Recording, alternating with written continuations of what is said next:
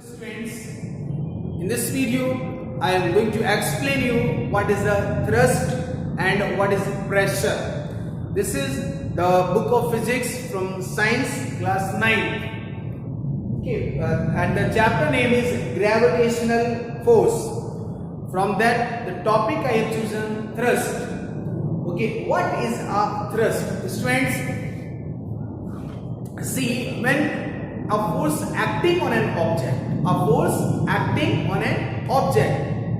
ठीक है, then object will displace. जब फोर्स किसी ऑब्जेक्ट पर लगेगा तो ऑब्जेक्ट डिस्प्लेस होगा.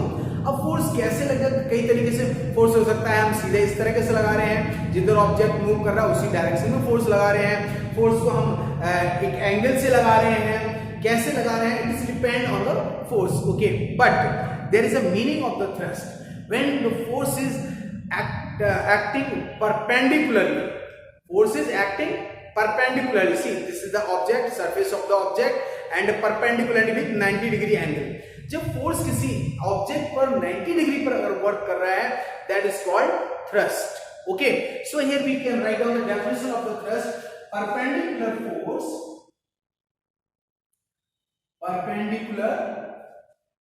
force acting on any object, perpendicular force acting on any object is called thrust. ठीक है, is called thrust. So किसी भी ऑब्जेक्ट पर अगर फोर्स परपेंडिकुलर वर्क कर रहा है, then it is known as thrust. Otherwise it is simple force. From the force we have chosen one type of force which is working perpendicularly, है ना. किसी भी ऑब्जेक्ट पर अगर परपेंडिकुलर फोर्स इस तरीके से वर्क कर रहा है, 90 डिग्री पर फोर्स वर्क कर रहा है, then it is said to be thrust. This type of force is called thrust.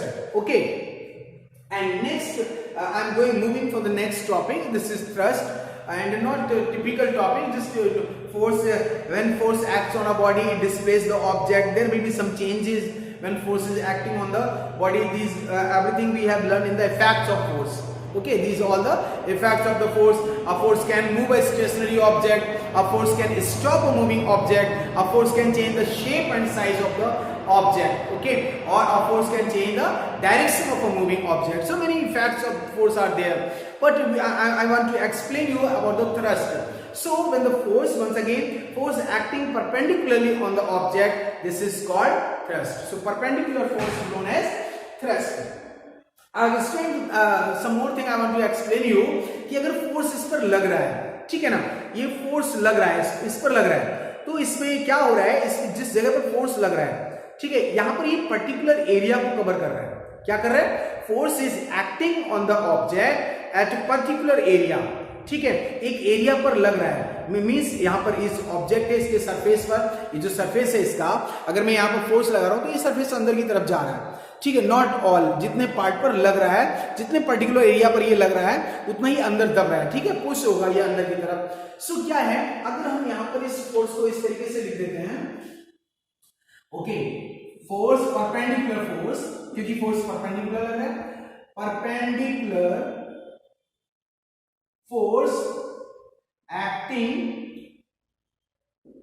per unit area, acting on an object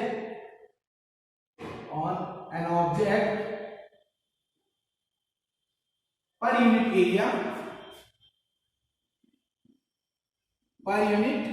area, ठीक है. अभी तक क्या था? अभी तक हम केवल ये बता रहे थे कि फोर्स लग रहा है. कैसा लग रहा है? परपेंडिकुलर फोर्स लग रहा है. अब उसमें क्या होगा? फोर्स लग रहा है तो कहां लग रहा है? कहीं ना कहीं तो लग रहा होगा ना. हम पर्टिकुलर एरिया पर तो लग रहा है. अगर हम किसी भी ऑब्जेक्ट को पुश करते हैं, धक्का मारते हैं उसके लिए, तो उसके किसी पार्ट पर, किसी एरिया को तो कवर करता है वो फोर्स. ठीक है, तो हमने वो पर यूनिट एरिया ले लिया. Then if we will add perpendicular force acting on an object per unit area, then this topic is known as pressure. This is called pressure. Okay, किसी भी ऑब्जेक्ट के पर्टिकुलर एरिया पर force लग रहा है, per unit area में हमने ले लिया. हमने क्या किया? फोर्स और इस एरिया को अब रिलेट किया है, then it is called pressure. Okay, so the pressure, the definition of the formula of the pressure can be pressure equals to perpendicular force or thrust upon area. Okay, so here you can see the definition of the pressure. Pressure, perpendicular force acting on an object per unit area is called pressure. Pressure equals to thrust upon area. Why I called thrust? Because here in the definition is given perpendicular force, and already we have known the perpendicular force is called thrust.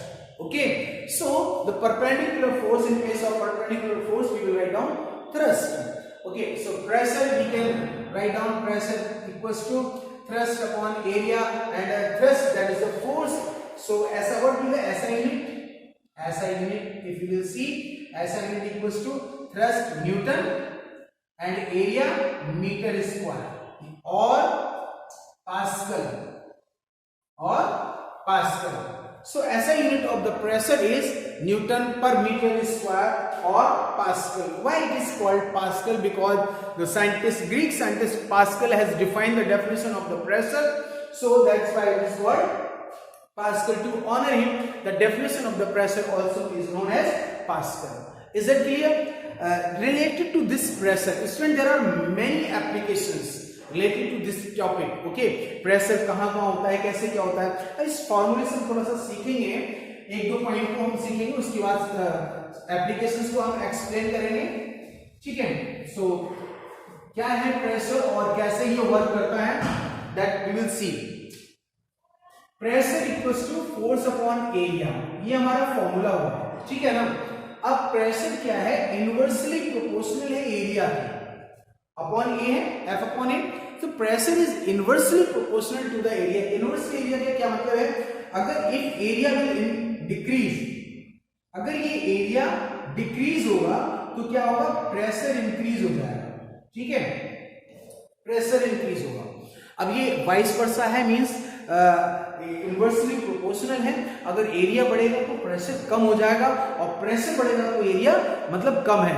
अगर area हमने बढ़ा दिया तो pressure कम हो जाएगा, और area कम कर देंगे तो प्रेशर बढ़ जाएगा. How can you understand, let me explain you with this. See, this is a duster, and here this particular area is this, you can see. Okay, so now this is the pen. Now this pen I am using our force, perpendicular force is acting, perpendicular force is acting on this. See, it will push the surface downward, force, surface is going to be downwards, but because the area of this side of the pen is very big, area इसका ज्यादा है ना, इसका area ज्यादा है, तो यहां पर प्रेशर जो है वो कम हो जाएगा, प्रेशर कम हो जाएगा. अब हमने क्या किया, अब मैं बजाय इसके, अब हम इसके पॉइंटेड पार्ट को ले रहे हैं. ठीक है, now you can see.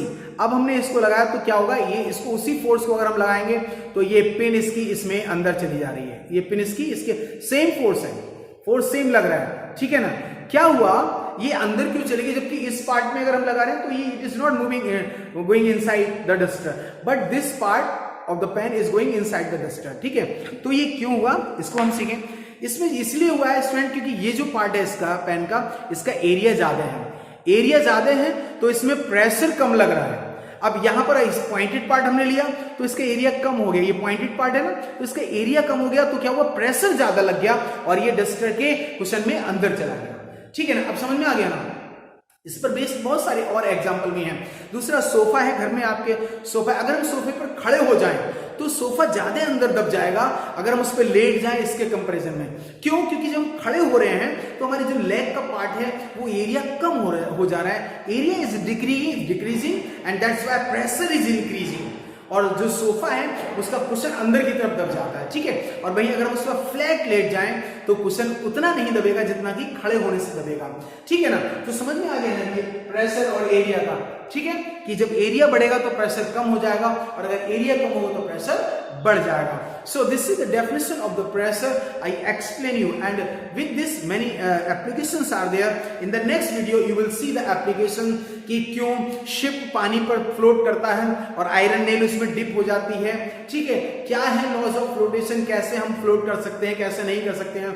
Many more applications, and in the next video you will see the applications based on the pressure. Okay, God bless you.